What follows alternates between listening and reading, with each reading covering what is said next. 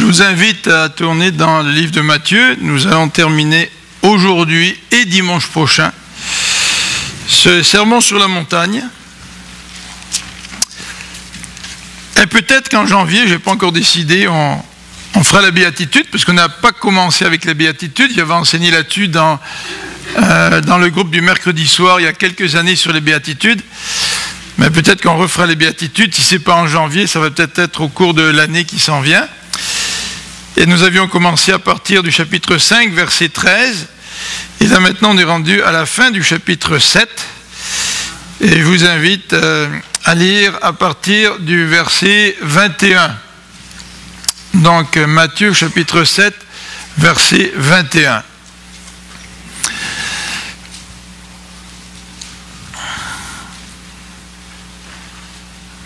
Ceux qui me disent « Seigneur, Seigneur » n'entreront pas tous dans le royaume des cieux, mais seulement celui qui fait la volonté de mon Père qui est dans les cieux. Plusieurs me diront en ce jour-là « Seigneur, Seigneur, n'avons-nous pas prophétisé par ton nom? N'avons-nous pas chassé des démons par ton nom? Et n'avons-nous pas fait beaucoup de miracles par ton nom? Alors je leur dirai ouvertement « Je ne vous ai jamais connu. Retirez-vous de moi, vous qui commettez l'iniquité. » On va prier ensemble. Seigneur notre Dieu, merci pour ta parole. Et c'est vrai que la fin de ce sermon sur la montagne peut paraître un peu dure. Mais Seigneur, nous voulons ce matin comprendre l'intention de Jésus, qui veut nous éviter un réel danger.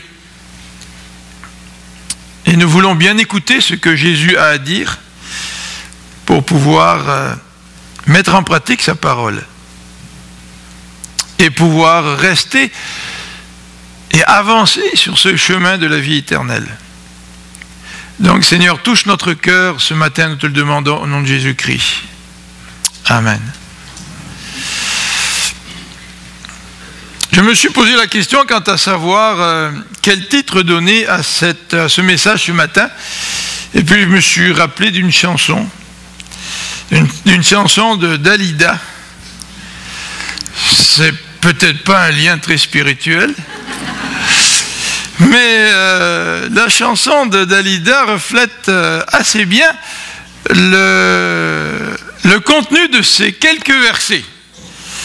Alors, je ne sais pas si vous y pensez, j'ai lu le texte biblique en premier, mais dans une de ces chansons, Dalida chante, puis je ne chanterai pas pour vous, n'ayez pas peur, mais elle dit « Paroles et paroles et paroles », et vous vous rappelez de ça? Hein? Et ça vous est déjà arrivé en pensant à quelqu'un de dire « Ah, oh, c'est que des paroles, de toute façon, tu sais ». Vous savez, il y a des gens qui s'engagent et qui vous disent « Oh, je vais être là demain, à 8 heures, je suis là. » Personne ne s'en va, puis vous dites « Ce ne sont que des paroles en l'air, elle ne sera pas là. » Ou quelqu'un à qui vous prêtez de l'argent, puis qui vous dit « Ah, je vais te rendre l'argent, pas de problème, je vais te le rendre l'argent. » Puis après ça, vous lui avez prêté l'argent, puis vous dites « Je suis sûr qu'elle ne me rendra pas l'argent au moment où elle s'est engagée. » Puis pour certaines personnes, vous dites « Au moins, si elle me le rend plus tard, au moins elle me l'aura rendu. » Et nous avons tous été le témoin de ces situations-là où nous pensons que les autres nous disent que des paroles en l'air, ou peut-être que vous-même, comme moi-même, nous nous sommes rendus compte à certains moments que nous, on a dit des paroles en l'air et qu'on n'a pas mis en pratique ce que nous avons dit. Alors ce matin, c'est donc le titre de notre étude, paroles et paroles et paroles, hein? Notre message à partir de ces quelques versets. Alors dans cette fin du sermon sur la montagne, Jésus nous présente une invitation. Et si vous regardez à partir du verset 13, Jésus nous dit non seulement entrez par la porte étroite, Jésus veut inviter ses auditeurs à entrer par la porte étroite, mais au verset 14, Jésus dit aussi étroite est la porte, resserrez le chemin qui mène à la vie, il y en a peu qui les trouvent. Il y a peu de gens qui trouvent cette porte étroite et qui passent par la porte étroite. Il y a peu de gens qui marchent sur le chemin étroit. Et Jésus, dans la fin de ce sermon, nous lance à ses auditeurs une invitation, celle de chercher à passer par cette porte étroite et à marcher sur ce chemin étroit. Mais Jésus, comme nous l'avons vu il y a quelques semaines, Jésus nous indique, nous encourage à passer par cette porte étroite en nous donnant une condition. Pour suivre le Seigneur, la porte est tellement étroite qu'on ne peut y passer qu'en nous dépouillant nous-mêmes pour avoir l'espace pour passer à travers cette porte. Vous vous rappelez, je vous ai parlé quand j'étais chez ma grand-mère, dans la montagne, il y avait 2 rochers là, qui donnaient accès à des grottes. Là. Et durant les persécutions des protestants, les protestants se cachaient dans les grottes. Mais c'était très difficile pour nous de passer entre ces 2 rochers-là parce que les 2 étaient tellement resserrés que si on arrivait avec un sac ou avec des jouets ou avec toutes sortes de choses, on ne pouvait pas passer avec tout ça sur nous. Et on ne peut pas passer par la porte étroite et suivre le Seigneur et marcher sur le chemin de la vie éternelle si dans nos vies, nous prêtons allégeance à d'autres maîtres que notre Seigneur Jésus-Christ. Jésus lui-même l'a dit dans un sermon sur la montagne, nul ne peut servir de maître, nul ne peut servir Dieu et l'argent ou mammon, parce qu'à un moment donné, il va suivre l'un puis il va haïr l'autre. Vous savez, quand vous êtes pris là, puis que vous avez de la pression des 2 côtés, à un moment donné, vous choisissez, mais vous rejetez l'autre. Donc le Seigneur nous encourage, nous lance une invitation à passer par cette porte étroite, et il nous dit même dans Luc 13 que pour passer par cette porte étroite, au verset 24, il faut lutter, il y a une lutte. C'est vrai. Je me retrouve devant le choix, parce qu'être chrétien, c'est un choix. Être chrétien, c'est une prise de décision. Être chrétien, ce n'est pas je viens à l'église de temps en temps parce que ça me chante, ou je vis une expérience émotionnelle avec le Seigneur, puis ça c'est extraordinaire. Mais être chrétien, c'est une prise de décision de suivre Dieu, de suivre le Seigneur. Et cette prise de décision, avant qu'elle ne se fasse, elle engage souvent une lutte. Et je me souviens quand j'avais 15 ans, alors que après 3 années de recherche de Dieu, je me suis trouvé dans une situation où là, je ressentais vraiment que Dieu m'appelait. Il m'appelait à le suivre. Il m'appelait à être un chrétien. Et là, il y a eu un combat. Autant pendant les 3 années qui précédaient, j'étais prêt à donner ma vie à Dieu dans des situations d'émotion intense. Autant là, je savais que j'étais devant le véritable choix. Et là, il y a eu un combat. Et le combat était tel que dans la réunion où j'étais, alors quand le prédicateur demandait aux gens qui voulaient accepter Jésus d'avancer devant, que là j'étais tiraillé au sein de cette lutte que j'ai refusé de m'avancer. Et ce n'est que plus tard dans la soirée, une fois que la réunion est terminée, que tout ça a débouché sur ce cri que j'ai lancé à Dieu de venir dans ma vie et de réellement me sauver, de faire de moi son enfant. Et c'est vrai qu'il y a une lutte pour entrer.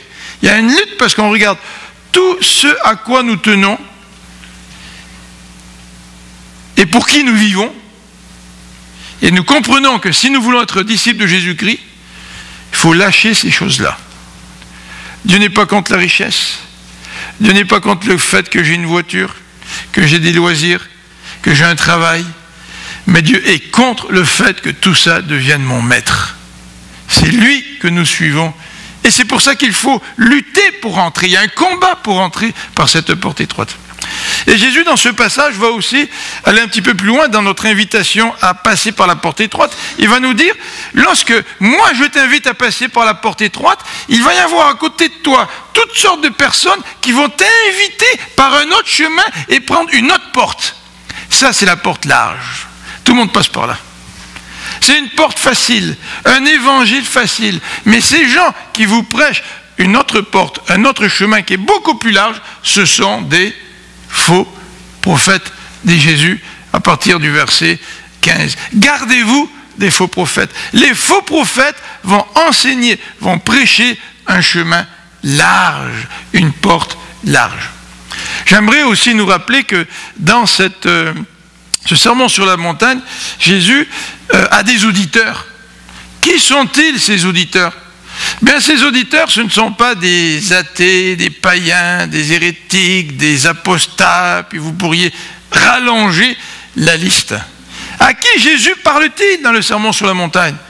Jésus parle dans le contexte à des hommes et des femmes religieux. Les Juifs étaient religieux. Et en lisant ce passage, nous pourrions nous poser la question, est-ce que Jésus n'est pas en train de nous parler? Nous aussi, nous sommes des gens religieux. Jésus parlait à des gens religieux. Vous savez qu'aux États-Unis, d'après les statistiques, 50% des gens prétendent être nés de nouveau. 50%. C'est vrai?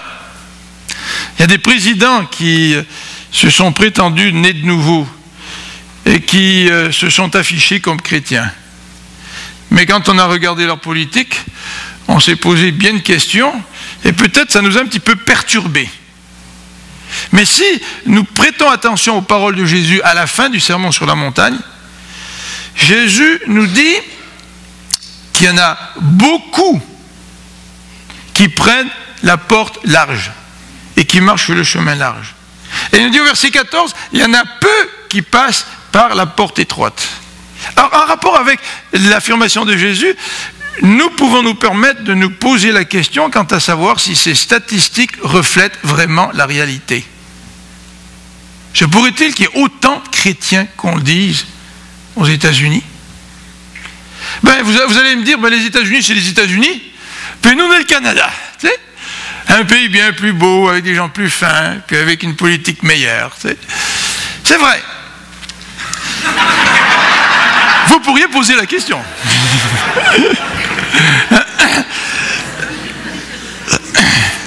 Faut que je fasse attention à ce que je dis là.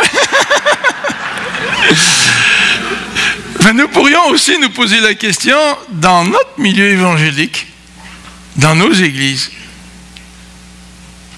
Est-ce que nous sommes tous nés de nouveau? Je me rappellerai toujours lorsque Jacques Marcoux a quitté l'église de Sherbrooke à Roqueforest, l'église d'origine de Marie-France. Et quand moi j'étais en France, Marie-France me parlait de son église. Puis à l'époque, dans les années 70, c'est une église rayonnante. Elle rayonne encore, elle vient de commencer une église fille, là.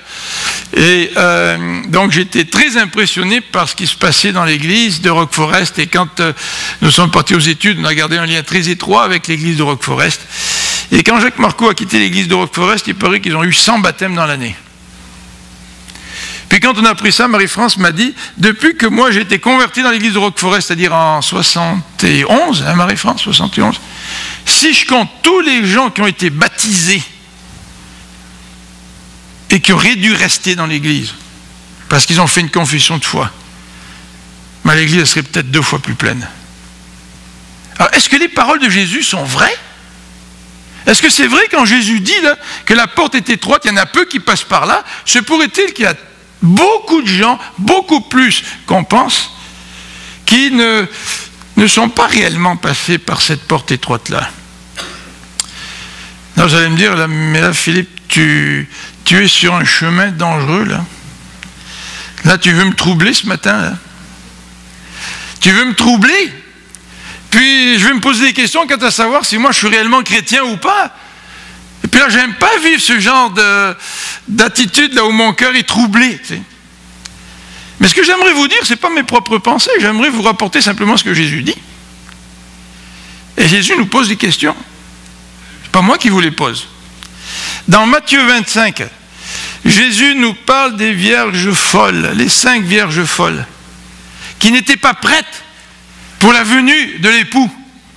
Et lorsqu'elles ont frappé à la porte pour vouloir rentrer en retard, parce qu'elles n'avaient pas d'huile pour leur lampe, elles sont retournées en chercher, elles ont laissé passer le train, comme on dit, mais la porte est restée fermée. C'est Jésus qui parle de ces 5 vierges. Et c'est Jésus aussi, dans Matthieu 25, qui nous parle des brebis et des boucs. Et qui nous dit qu'à la fin des temps, le Seigneur va dire aux brebis, vous d'un côté, les boucs, vous de l'autre. J'ai lu dans mes lectures, je ne me rappelle plus qui, mais quelqu'un qui a dit « Quand je serai au ciel, je serai extrêmement surpris. » Je serai surpris parce que je verrai en présence de Dieu des gens au sujet desquels j'aurais jamais pensé qu'ils seraient là. Première surprise. La deuxième surprise, c'est que quand je serai au ciel avec Dieu, je ne verrai pas des gens que je pensais y voir. Ça, c'est triste. Et la troisième surprise, c'est que quand je serai au ciel, je serai surpris d'y être moi-même. Alors, j'aimerais ce matin, donc, sur ce thème-là, paroles et paroles et paroles, vous parlez premièrement de la déception. Pourquoi Jésus, ici, dans ces textes, nous parle de déception? Il nous parle qu'il y a des gens, là, il y a des gens qui vont dire « Seigneur, Seigneur », et plusieurs, donc beaucoup, vont dire en ce jour-là « Seigneur, Seigneur, n'avons-nous pas prophétisé par ton nom? N'avons-nous pas chassé des démons par ton nom? N'avons-nous pas fait beaucoup de miracles par ton nom ?» Il y en aura beaucoup qui vont crier « Seigneur, Seigneur ». Et Jésus va leur dire ouvertement « Je ne vous ai jamais connu, retirez-vous de moi ». Alors quelle est cette tromperie, cette déception, cette illusion dans laquelle beaucoup vont tomber? Eh bien, j'aimerais vous dire en premier que nous ne sommes pas à l'abri, nous les hommes, d'une fausse assurance du salut. Et si ce matin, je reprends les paroles de Jésus, qui dit que beaucoup vont passer par la porte large et peu vont passer par la porte étroite, ce n'est pas pour instaurer le doute en nous, point. C'est pour que nous puissions avoir une bonne assurance de notre salut. Et ne pas vivre sur une illusion, sur une fausseté par rapport à notre salut. Pourquoi il y aura tant de gens que ça qui vont dire « Seigneur, Seigneur » et qui vont espérer pouvoir entrer en royaume des cieux, puis Jésus va leur fermer la porte. Pourquoi? Bien, une des raisons, c'est peut-être parce que nous avons mis trop d'accent sur la profession de foi seule. Vous savez, quand on faisait à l'église de Sainte-Rose, quand j'étais à l'église de Sainte-Rose, les équipes revenaient des visites qui avaient été faites, et on disait « Ah ben ce soir j'ai eu telle profession de foi ». Et dans ce contexte-là, nous avons tendance à faire l'équation suivante. Profession de foi égale conversion. La profession de foi, c'est une chose. La conversion, c'est une autre chose. Et c'est vrai que pour être converti, je vais faire une profession de foi, c'est vrai. Mais la profession de foi seule n'est pas un gage de conversion. Et lorsque nous sommes tellement excités dans notre évangélisation que quelqu'un fait une profession de foi, tout de suite nous désirons tellement que ça soit une conversion. Que si c'est une profession de foi superficielle, nous sommes même prêts à convaincre la personne qu'elle est chrétienne parce qu'elle a fait une confession de foi. Et vous êtes peut-être posé la question au début quand j'ai commencé le ministère ici à l'église de l'I-Jésus. Pourquoi Philippe ne demande pas aux gens de s'avancer? Pourquoi il ne demande pas aux gens de s'avancer? Parce que dans notre pratique, nous avons trop associé le salut à certains gestes un peu trop fétiches. Ce n'est pas la profession de foi seule qui me sauve. Ce n'est pas la prière de repentance que quelqu'un m'a fait faire qui sauve. En soi, la prière ne me sauve pas. Je peux faire la prière du bout des lèvres. Je peux faire la prière influencée par quelqu'un, mais sans vraiment que la prière vienne d'un cœur qui est touché par Dieu et que Dieu est en train de changer. Comprenez-vous, il faut aller au-delà de l'acte lui-même et avoir du discernement. Ce n'est pas parce que quelqu'un s'avance dans notre église qu'il est automatiquement sauvé. Oui, il y a eu des milliers, peut-être même des millions de gens qui se sont avancés. Et quand ils se sont avancés, ça a correspondu au moment même où Dieu les sauvait. Mais s'il y a cette correspondance, c'est extraordinaire, il y a un salut. Mais Dieu peut sauver quelqu'un même si la personne reste assise sur sa chaise. Elle n'est pas obligée de s'avancer. Alors je ne dis pas que c'est mauvais de s'avancer. Notre inconvénient, c'est que quand on veut demander aux gens de s'avancer le dimanche matin, ça prend du temps, ça prend une préparation pour ce qu'on appelle l'appel. Puis moi, je n'aime pas garrocher des appels à toute vitesse. Là, tu sais. Mais peut-être c'est à cause de cela que des gens ont développé une fausse assurance du salut. Vous savez, les enfants de chrétiens, souvent ce qui arrive, ils veulent devenir chrétiens parce que leurs parents les encouragent à devenir chrétiens. Il y a des amis qui sont chrétiens, ils sont parmi des chrétiens, ils veulent être chrétiens. Puis ils s'avancent une fois, puis ils retournent chez eux, puis ils se rendent compte qu'ils ne sont pas sauvés. 3 mois plus tard, ils s'avancent de nouveau lors d'une autre réunion, puis ils se rendent compte qu'ils ne sont pas sauvés. Et puis à un moment donné, ils sont troublés parce qu'ils se disent, pourtant, on m'a dit, si tu veux accepter le Seigneur dans ta vie, avance-toi. Puis on a associé dans le message le salut à un geste. Le salut n'est pas associé seulement à un geste. Quand il y a seulement de geste, il n'y a pas salut. Et si je crois être sauvé parce que j'ai fait juste un geste, ce n'est pas étonnant que je développe une fausse assurance de mon salut. Peut-être la raison pour laquelle certaines personnes développent une fausse assurance de leur salut, c'est qu'on leur a dit, si tu doutes de ton salut, c'est parce que tu doutes de Dieu. Ah ben, loin de moi l'idée de douter de Dieu, tu sais. Alors, je reste dans ma fausse assurance de mon salut. Vous savez qu'est-ce que la Bible dit? Pourquoi vous êtes convaincu que vous êtes sauvé? Parce que vous avez un leader d'église qui est assez charismatique, qui a réussi à vous convaincre que vous étiez sauvé? Absolument pas. Ce n'est pas un lavage de cerveau. Pourquoi êtes-vous sûr d'être chrétien? C'est parce que c'est le Saint-Esprit qui nous convainc. L'apôtre Paul dit dans Romains 8, c'est l'Esprit que nous avons en nous qui nous pousse à dire « Abba, Père ». J'ai la conviction, pas parce que quelqu'un a voulu mettre ça en moi, c'est parce que le Saint-Esprit, il est en moi, et ce Saint-Esprit fait en sorte que maintenant, j'ai la conviction que Dieu est mon Père, que je peux l'appeler Papa. Dans l'épître de Pierre, Pierre ajoute un autre élément qui est vraiment intéressant. Et avant de tourner dans Pierre, je vais regarder dans Matthieu 13. Vous vous rappelez, dans Matthieu 13, lorsque Jésus nous parle de la parabole du semeur, au verset 20, Jésus nous dit « Celui qui a reçu la semence dans les endroits pierreux, c'est celui qui entend la parole et la reçoit aussitôt avec joie. » Donc il y a plein de gens qui vont recevoir la parole avec joie. Mais il n'a pas de racine en lui-même, il croit pour un temps, et dès que survient une tribulation ou une persécution à cause de la parole, il y trouve une occasion de chute. Jésus est tout à fait conscient que beaucoup de gens veulent rentrer par la porte large et marcher sur le chemin large, chemin qui mène à la perdition. Et Jésus est conscient que des gens vont être excités par son enseignement, mais il connaît le cœur des gens. Vous vous rappelez dans Jean, après la multiplication des pains, vous vous rappelez ça? Quand Jésus a dit « Je suis le pain de vie », les gens étaient tellement excités de pouvoir aller faire l'épicerie gratis, là, que quand Jésus a dit qu'il était le pain de vie, ils l'ont laissé tomber. Parce que ce qui l'intéressait davantage, c'était de pouvoir profiter d'une nourriture physique, mais il n'en voulait pas d'une nourriture spirituelle. Il ne voulait pas de cette vie spirituelle que Jésus voulait leur donner. Ça, c'est encore la porte large qui mène à la perdition.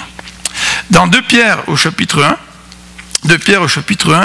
versets 3 à 11, j'aimerais vous lire un beau passage qui nous rassure quant à notre salut.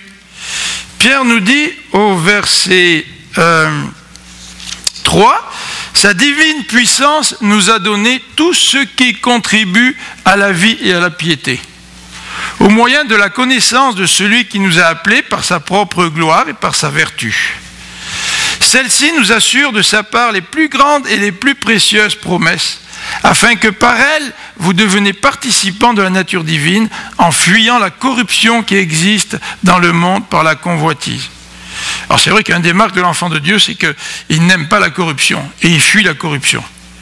Le verset 5, « À cause de cela même, parce que là, vous êtes nés de nouveau, parce que vous êtes participants à la nature divine, parce que vous êtes sauvés, comme dit la parole. À cause de ça, qu'est-ce que le verset 5 nous dit?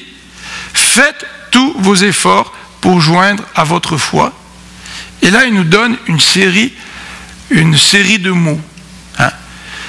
Et cette série de mots me rassure quant à mon salut. C'est-à-dire que si je suis réellement sauvé et je suis passé par la porte étroite, Pierre nous dit, nous encourage à ajouter à la foi, quoi? La vertu. À la vertu, la connaissance de la parole et de notre Dieu. À la connaissance, on ajoute la maîtrise de soi. Pas facile de se maîtriser. À la maîtrise de soi, on ajoute la patience. Et à la patience, on ajoute la piété. Et à la piété, l'amitié fraternelle. Hein, l'amitié fraternelle. C'est nous, ça, entre nous. Et à l'amitié fraternelle, l'amour. Alors certainement, Pierre est en train de nous dire, celui qui a réellement accepté le Seigneur dans sa vie, il ajoute à sa foi. Il ajoute à sa foi. Qu'est-ce que nous ajoutons à notre foi? Alors loin de moi l'idée de vous dire que vous êtes chrétien ou pas chrétien, c'est pas du tout moi qui est juge dans la matière, c'est Dieu, tu sais. Mais peut-être que si nous ajoutons pas grand-chose à notre foi, si nous sommes réellement chrétiens, mais ce matin le Seigneur va nous rappeler qu'avoir la foi ça suffit pas. Que la foi, elle produit quelque chose. Elle va produire un fruit. Et que la foi, c'est pas comme cette bonne parole qui est semée au bord du chemin et puis qui finit par disparaître sans produire aucun fruit. Ça, c'est pas la foi qui sauve. Ça, c'est la foi des gens qui passent par la porte large et le chemin large. Et Pierre est en train de nous dire, si tu as la vraie foi, ta foi va produire du fruit. Et là, Pierre veut nous encourager. Il nous dit au verset 5, faites tous vos efforts. Pierre est en train de parler à des chrétiens. Et Pierre est en train de dire aux chrétiens, il y a peut-être quelque chose que vous devez vous rappeler, c'est que votre foi doit produire du fruit. Et faites vos efforts pour qu'elle produise du fruit. Le salut nous est donné gratuitement.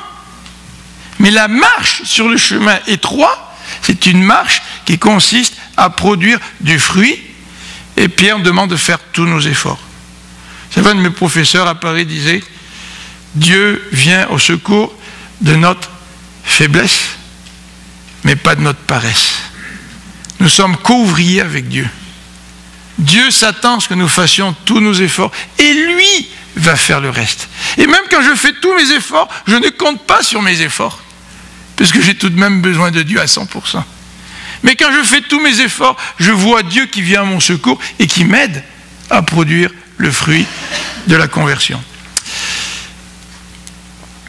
Pourquoi cette déception, cette illusion? Pourquoi il va y avoir des grandes quantités de gens qui passent par la porte large, sur le chemin large, et puis qui croient être sauvés? Pourquoi il y en aura autant que ça? Eh bien, parce que ces gens-là n'ont pas l'habitude de procéder à un examen de soi. On n'aime pas les examens, n'est-ce pas? C'est la période des examens pour ceux et celles qui sont au cégep. Hein, vous aimez ça, les filles, les examens? Là, vous avez de l'adrénaline, vous dormez mal, puis on a peur de rater notre examen, puis on étudie. Si on a mal préparé notre affaire, on se retrouve une semaine avant l'examen, puis on fait ce qu'on appelait chez moi du bachotage. C'est-à-dire on étudie comme des fous 2 jours avant l'examen. Et moi, je leur dis aux étudiants qui prennent des cours de grec, je dis, si vous faites ça, vous êtes finis. Vous allez rater votre cours, c'est certain. Vous ne pouvez pas apprendre 200 ou 300 ou 400 mots là, en l'espace de 24 heures. C'est pas vrai. Et essayez de tout rattraper là. L'examen de soi est important. On peut faire des examens de soi aussi dans le domaine de la santé. Et on nous encourage, à travers les masses médias, de nous occuper de notre propre santé, de faire des auto-examens, n'est-ce pas? Eh bien, le Seigneur fait la même chose. Il nous dit, examinez-vous. Est-ce que nous nous examinons?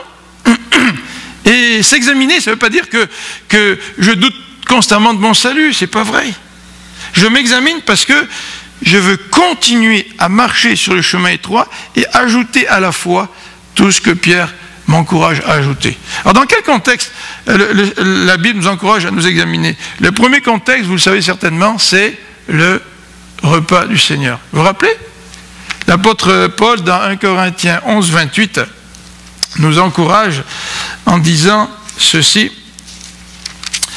que chacun donc s'éprouve soi-même et qu'ainsi il mange du pain et boive de la coupe. Vous savez, quand nous prenons le repas du Seigneur, on n'a pas le temps de citer tous les versets du repas du Seigneur, celui-ci, d'autres versets qui parlent du repas du Seigneur. Mais est-ce que vous avez le réflexe de vous examiner vous-même quand vous prenez le repas du Seigneur? Vous savez ce que dit 1 Jean? Dieu est fidèle et juste pour nous pardonner. Et une des marques du chrétien, c'est celui qui se soucie de la qualité de sa relation avec Dieu. Et si j'ai offensé Dieu, je veux obtenir le pardon de Dieu. Vous savez, si vous engueulez quelqu'un, puis vous n'avez pas une bonne attitude envers quelqu'un, mais la personne, vous ne la connaissez pas, généralement, on s'en fout, n'est-ce pas? Mais si tu t'es chicané puis que tu as fait du mal à quelqu'un que tu aimes, avec qui tu as une bonne relation, qu'est-ce qui se passe? Ton premier désir, c'est que ça se règle, ça. Parfois, on a une couche d'orgueil un peu plus épaisse que les autres, mais ça nous dérange, parce que nous avons une relation avec cette personne. Et notre désir d'obtenir le pardon de Dieu régulièrement est une preuve que nous lui appartenons. Mais regardez un autre passage, dans 2 Corinthiens au chapitre 13. Paul va nous encourager aussi à nous examiner. Regardez le chapitre 13, verset 5. L'apôtre Paul dit ceci. Examinez-vous vous-même pour savoir si vous êtes dans la foi. Éprouvez-vous vous-même. Ne reconnaissez-vous pas que Christ est en vous? À moins peut-être que vous ne soyez désapprouvé. Qu'est-ce que Paul est en train de dire? D'abord, Paul est en train de dire que moi, je ne peux pas éprouver les autres. Ce n'est pas moi qui peux avoir l'assurance pour quelqu'un d'autre, si tu es ou non enfant de Dieu. Mais l'apôtre Paul nous dit, éprouve-toi toi-même, examine-toi toi-même pour savoir si tu es dans la foi. Et quand tu t'examines, tu vas le savoir. Tu t'examines sincèrement, tu vas le savoir. Si tu es un enfant de Dieu, tu t'examines, le Saint-Esprit qui est en toi va te donner la conviction que tu appartiens à Dieu pour l'éternité. Et si tu ne lui appartiens pas, tu le sais. Quand je cherchais Dieu entre l'âge de 12 ans et 15 ans, même si je faisais la prière de repentance, même si je faisais certains gestes pour être sauvé, au bout de 2-3 jours, j'avais la conviction dans mon cœur que je n'étais pas sauvé. Le Saint-Esprit n'était pas là. Le Saint-Esprit ne pouvait pas me donner cette assurance d'appartenir à Dieu. Est-ce que nous nous examinons nous-mêmes? Et j'ai mentionné un peu par anticipation le point suivant, ce désir de purification dans notre cœur. Est-ce que nous désirons être purifiés devant Dieu dans notre relation avec lui? Vous savez aussi ce que dit le Nouveau Testament, et ça c'est une liste qui nous fatigue. Il y a une liste de péchés qui est reprise, qui est contenue à 2 reprises sous la plume de Paul, dans les écrits de Paul. Je vais vous lire juste la première. La deuxième est sensiblement la même, c'est dans le même état d'esprit. Dans 1 Corinthiens 6, il nous est dit ceci, « Ne savez-vous pas que les injustes n'hériteront pas le royaume de Dieu? Ne vous y trompez pas, dit Paul. » Pourquoi il dit « ne vous y trompez pas » ? Parce qu'il reprend le même enseignement que Jésus. Jésus nous dit, il y a un paquet de gens qui vont marcher sur la voie large et qui vont passer par la porte large. Et vous pouvez vous tromper. Et Paul est en train de reprendre le même argument que Jésus en disant, ne vous y trompez pas, ces gens-là n'hériteront pas du royaume des cieux. C'est pas moi qui le dis. Ni les débauchés. Vous savez ce que c'est que la débauche? C'est vivre sans aucune moralité. Ni les adultères, ni les idolâtres, ni les efféminés, ni les homosexuels, ni les voleurs, ni les cupides, ni les ivrognes, ni les outrageux, ni les ravisseurs n'hériteront le royaume de Dieu. Et c'est là ce que vous étiez, quelques-uns d'entre vous. Mais vous avez été lavés. Et vous avez été sanctifiés. Et vous avez été justifiés au nom du Seigneur Jésus-Christ et par l'Esprit de notre Dieu. Si je vis et que c'est une habitude de vie, je ne parle pas de combat. Certains d'entre nous, nous avons des combats avec certains domaines, même mentionnés ici. Je ne parle pas de combat. Quand je combats, c'est parce que justement le Saint-Esprit est en moi, puis il me dit, ton style de vie, là, il y a un problème. Mais si je ne combats pas, et que je continue dans ce style de vie, la Bible me dit, tu n'hériteras pas du royaume de Dieu. Et c'est ce Saint-Esprit qui est en nous qui crée ce malaise face à certaines de nos habitudes de vie, parce que nous savons que ces habitudes de vie ne correspondent pas au Saint-Esprit qui habite en nous. J'aimerais maintenant passer à cette deuxième partie qui... Ben voilà. Voilà, ok. Avant de passer à la deuxième partie, j'aimerais terminer en parlant de phénomènes de compensation et aussi aux raisons variées qui vont expliquer cette déception. Pourquoi autant de gens se trompent? Le phénomène de compensation, il est assez courant. Le phénomène de compensation, c'est la pensée que les gens ont de compenser le mal par le bien. J'accomplis le mal, mais d'un autre côté, je fais suffisamment de bien pour que l'ardoise puisse être effacée. Vous vous rappelez, les Égyptiens, ils avaient une balance. Puis quand tu arrives dans le séjour des morts, on regarde de quel côté ça penche. Mais vous savez ce que nous dit la parole de Dieu, c'est que le phénomène de compensation, ça n'existe pas. La parole de Dieu nous dit dans Romains 3, personne ne fait le bien. Ça ne veut pas dire qu'on n'est pas capable de poser des gestes, des bons gestes. Ça veut dire que ces bons gestes ne contribuent aucunement à contrebalancer le mal qui est en nous, puisque nous sommes mauvais, nous dit la Bible, dans notre nature même. Et comme dit Minuit Chrétien, nous avons besoin d'un acte pour effacer cette tâche originelle, ce péché qui nous caractérise, même si de notre côté, nous pouvons poser quelques gestes et faire quelques biens. La Bible nous dit aussi que le salaire du péché, c'est la mort. Donc nous ne pouvons pas croire à ce phénomène de compensation. Et dans Ésaïe parle d'un vêtement souillé. Nous devons nous débarrasser d'un vêtement souillé. Et ce n'est que par le pardon que Dieu efface ce péché qui est en nous. Alors, voici quelques raisons variées qui sont souvent amenées quand on parle de... Tu veux m'aider, Alexandre, s'il te plaît? Merci. On va les mettre toutes les quatre. La première raison variée qu'on utilise pour décrire cette déception ou cette illusion dans laquelle nous vivons, ce sont les activités religieuses exagérées. Vous savez, il y a des gens qui rentrent dans toutes sortes d'activités religieuses, ils veulent servir le Seigneur, ils veulent servir le Seigneur. Et puis souvent, on néglige notre famille, on néglige notre relation avec Dieu, et on essaie de compenser par un paquet d'activités religieuses. On va à l'église, on donne aux offrandes, on s'implique dans toutes sortes de services, mais ce n'est pas ça qui fait de nous un chrétien. Le service chrétien est la conséquence du salut, et non pas la cause du salut. La deuxième raison, c'est que souvent nous rencontrons des gens qui sont superficiels, ils n'ont pas d'instruction biblique, et ils ont oublié le texte de Paul dans Colossiens qui dit « Enracinez-vous dans l'enseignement que vous avez reçu ».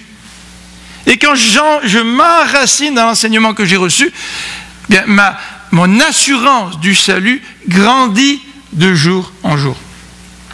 Une troisième raison, c'est une inconséquence entre ce qu'on connaît et nos actions. Dans la littérature française, un certain auteur a utilisé l'expression « une tête bien faite et une tête bien pleine ». Tu sais? Des fois, on a une tête qui est bien pleine, mais ça ne donne pas grand-chose. Tu sais? Et nous vivons une inconséquence entre ce que nous savons et ce que nous vivons. Et c'est la raison pour laquelle plein de gens vont passer par la porte large. Parce qu'ils pensent que la connaissance intellectuelle suffit. Mais le chemin est beaucoup plus étroit que cela. Et pour passer à travers ce chemin, il faut parfois nous débarrasser de notre orgueil intellectuel pour passer à travers cette porte étroite et marcher sur le chemin du Seigneur. Et la dernière raison que je vous présente à l'écran, c'est celle-ci. Cette raison qui explique pourquoi tant de gens vont être déçus. Quand ils vont dire « Seigneur, Seigneur », puis que le Seigneur va dire « Non, non, tu ne peux pas rentrer dans mon royaume ». Il y a des gens qui courent après des expériences.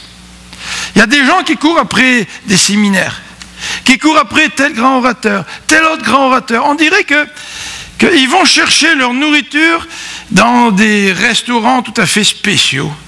Puis ils ne sont pas capables de se faire à manger à la maison.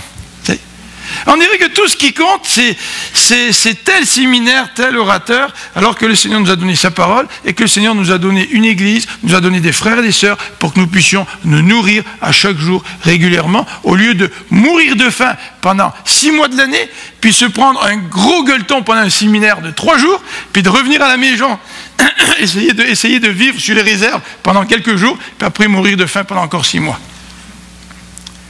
Il y en a d'autres qui courent après des guérisons, tu sais, après les manifestations extérieures. Il y en a d'autres qui courent après des promesses, les promesses de Dieu. On dirait que ce sont des gens qui voudraient avaler toutes les promesses de Dieu pour eux. Tu sais, ça me fait tellement de bien de savoir que Dieu me bénit, tu sais. Mais la vie chrétienne, c'est pas juste être béni par Dieu. John MacArthur vient d'écrire un petit livre en anglais, le titre c'est « Esclave ».